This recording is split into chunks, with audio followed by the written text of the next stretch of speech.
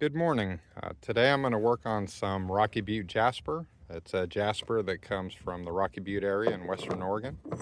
I'm going to cut these two pieces here. Plan is to cut these in half, hoping I can get some of the blues, oranges, and reds in there.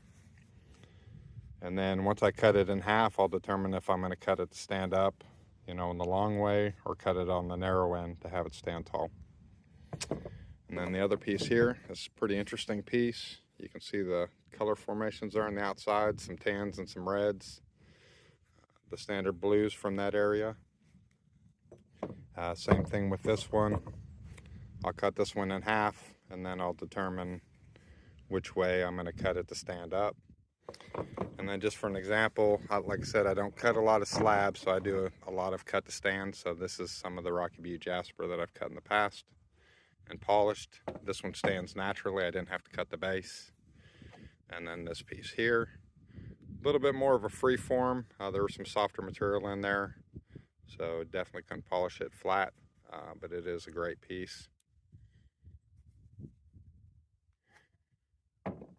And then this bigger free form here that I'm still working on, still have some scratches to get out of it. But this is going to be a great piece when it's finished. It's almost two sides with completely different coloring, so pretty neat piece.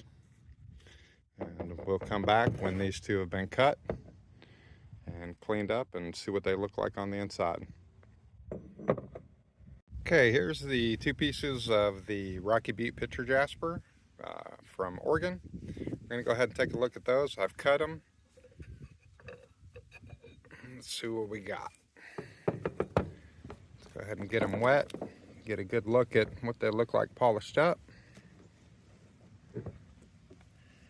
All right, as you can see there, we got a lot of great color in there, a lot of grays, touches of green, a little bit of the brown. Not as much as I expected looking at the outside of it. Either way though, this stuff still polishes up really nice. I do like the grays and the blues in there. But yeah, I really expected some of that brown and that red there to penetrate a little bit deeper into there. What I'll probably do is cut these, probably to stand up like that, cut a base on it, and then go ahead and do a polish on that. Let's go ahead and take a look at the next one.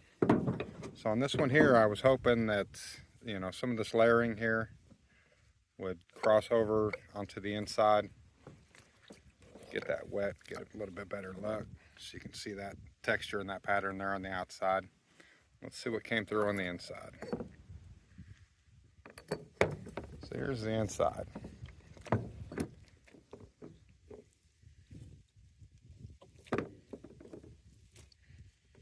So we got really good color there. Really bright oranges and reds in there. Some greens. And a little bit of that pattern that we saw on the outside. Not as much as I thought we would see based on how big that area was. And actually it's not even in the same area. So I guess that doesn't penetrate very deep into there. And then here's the other side here. Again, really good colors. That orange there. Lots of greens. I have not seen much green in any of these pieces.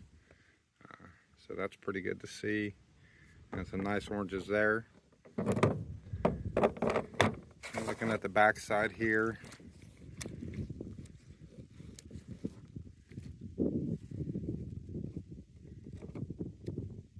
So yeah, pretty much the back side on this one. What we saw in the back pretty much came through on the inside there. Probably not as much orange and red as I thought we'd see on the inside, but still overall those colors are really nice. And this stuff polishes up fairly easy, almost like a porcelain jasper. So, you need to take your time polishing it. It will show any possible scratch if you don't take your time and, run through all the grits. So, all right, I'll get these cut to stand up and then I'll go ahead and get them polished.